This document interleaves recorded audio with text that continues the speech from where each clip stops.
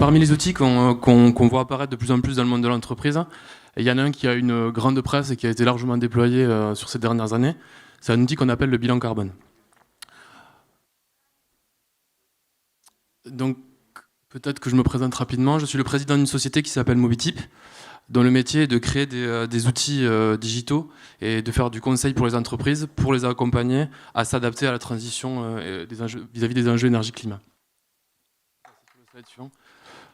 Donc, on voit apparaître, en fait, quand on discute avec le monde de l'entreprise, que les enjeux énergie-climat, qui ont vraiment un impact très physique et qui ont été étudiés par les scientifiques, du fait d'actions de lobbyistes, de prise de conscience, de sensibilisation qui ont été menées année après année, ça fait maintenant 30 ans qu'on parle de ces questions-là, elles commencent à intégrer le monde économique. De plus d'entreprises ont à faire face à de nouvelles exigences, de nouvelles contraintes, de nouvelles opportunités qui sont liées aux enjeux énergie-climat. Donc parmi ces opportunités, on va avoir des contraintes réglementaires, on va avoir des marchés qui vont se réguler eux-mêmes, comme par exemple les marchés financiers, qui ont bien compris qu'il valait mieux financer des entreprises qui avaient une attitude durable et qui prenaient en considération ces enjeux-là. On va avoir des marchés commerciaux qui vont être conditionnés du fait à des critères extra-financiers, des critères environnementaux. Et on voit aussi apparaître de plus en plus, pour continuer d'inciter les entreprises, des solutions financières pour les aider à faire le pas et à se lancer dans leur transition.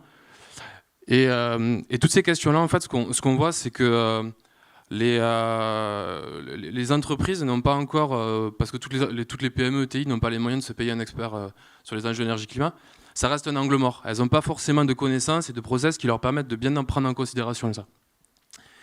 Et finalement, ce qui est important d'avoir en tête, c'est qu'il existe des outils qui sont éprouvés, qui existent depuis des années et des années, dont le bilan carbone, dont l'objet est justement d'éclairer les entreprises sur leur impact environnemental et leur vulnérabilité vis-à-vis, ou comment est-ce qu'elles vont devoir s'adapter, aux changements de contexte qui vont être liés à la transition climatique. Donc en fait, un bilan carbone, c'est un outil pour éclairer les entreprises sur 3 grands axes. Et ça, c'est important. Le premier, c'est un exercice de comptabilité. Comptabilité carbone, dans le sens, en gros, on va comprendre ce que fait l'entreprise, quelles sont ses activités, donc ses achats de matériel, les sites qu'elle va utiliser, l'utilisation de ses produits. Donc le bilan carbone, c'est un outil qui se veut être un outil d'excellence sur la comptabilité carbone, puisqu'elle va prendre en compte l'ensemble des émissions liées de près ou de loin à la chaîne de valeur de l'entreprise. Donc ça, c'est un premier élément qui est un élément pour éclairer les entreprises, pour qu'elles comprennent quel est leur propre impact sur l'environnement. Premier élément important. Deuxième élément important, on en a parlé avant, le contexte autour de l'entreprise évolue. Et le contexte va demander à l'entreprise de s'adapter de 2 manières. Premièrement, en réduisant son impact. Donc il va y avoir de plus en plus de réglementations qui vont le pousser à ça.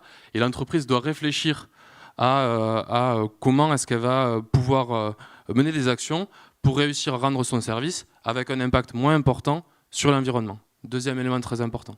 Troisième élément, le contexte économique de l'entreprise va évoluer et pour avoir accès à des financements, pour satisfaire à ses besoins de recrutement, pour satisfaire ses propres clients, l'entreprise va devoir s'adapter. Et donc c'est important, et aussi par rapport au changement de contexte physique qui peut exister dans tel ou tel pays, l'entreprise va devoir s'adapter pour réussir à rester pérenne. Donc là, je vais prendre quelques exemples. On a vu cette année le coût de l'énergie qui a explosé. C'est des choses qu'on aurait pu anticiper. Il y a une loi qui est passée sur le numérique responsable. Finalement, quel est l'impact sur le monde de l'entreprise? Ça, c'est quelques géants de la tech, je suis d'accord avec Christophe, vont devoir se poser des questions. Et le bilan carbone est un outil qui va leur permettre de se poser ces questions-là, de les matérialiser. Et dernier élément qui est important, c'est un outil de communication. Donc en fait, quand on parle des enjeux énergie-climat, il y a plusieurs normes qui existent. Elles sont assez nombreuses. Elles ont toutes une manière de présenter les informations sur un périmètre donné. Et le bilan carbone, vu qu'il se veut totalement exhaustif sur la manière de comptabiliser les émissions de gaz à effet de serre, elle peut permettre de produire la plupart des reportings qui peuvent être demandés par les parties prenantes de l'entreprise. Donc une entreprise qui a plein de parties prenantes, elle va avoir besoin de publier par exemple du CDP parce que c'est son financier qui le demande. Elle peut avoir besoin d'une norme ISO 14069 ou 64 qui va être demandée par ses clients. en faisant un bilan carbone, elle s'assure d'être en capacité de publier un reporting selon différentes normes. Ça, c'est un élément important. Donc, ce qu'il faut garder en tête, c'est vraiment le bilan carbone, c'est un outil pour éclairer les entreprises à un instant donné sur quelles seront les conséquences de la transition climatique sur sa propre activité. Voilà, de manière très simple. Donc pour faire ça, c'est assez simple comme exercice. Le premier élément, c'est un élément de sensibilisation. Donc les enjeux énergie-climat, et ça on s'en rend compte, même si je suis persuadé que ce n'est pas le cas ici, tout le monde ne comprend pas totalement les tenants et les aboutissants de ces questions-là. Et les ateliers donc, qui ont été présentés par Thomas tout à l'heure peuvent être des outils intéressants pour faire prendre en considération finalement de quoi on parle, finalement. Qu'est-ce qui se passe d'un point de vue physique et quelles sont les conséquences économiques de ces éléments physiques qui apparaissent actuellement.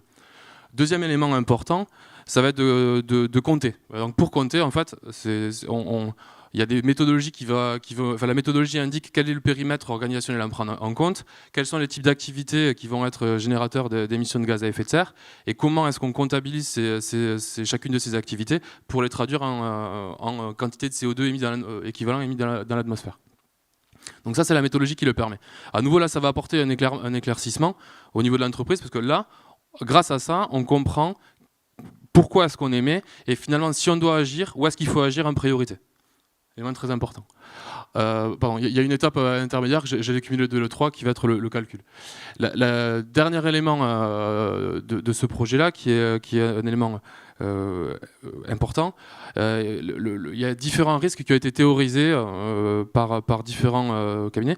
Des risques qui vont être considérés comme des risques physiques, donc la capacité d'approvisionnement, la sécheresse, les précipitations, des problématiques géopolitiques, et après des risques qu'on va appeler des risques de transition. Donc ça va être des risques en termes d'image, des risques en termes de capacité de recrutement, des risques par rapport aux exigences financières, des exigences réglementaires, des risques liés à l'évolution des coûts de l'énergie. Voilà, tous ces risques vont être étudiés, donc la méthodologie guide par rapport à ça, et va me permettre d'apporter un reporting, un éclaircissement aux dirigeants de l'entreprise pour dire voilà, finalement, ces risques-là vont impacter votre business de cette manière-là.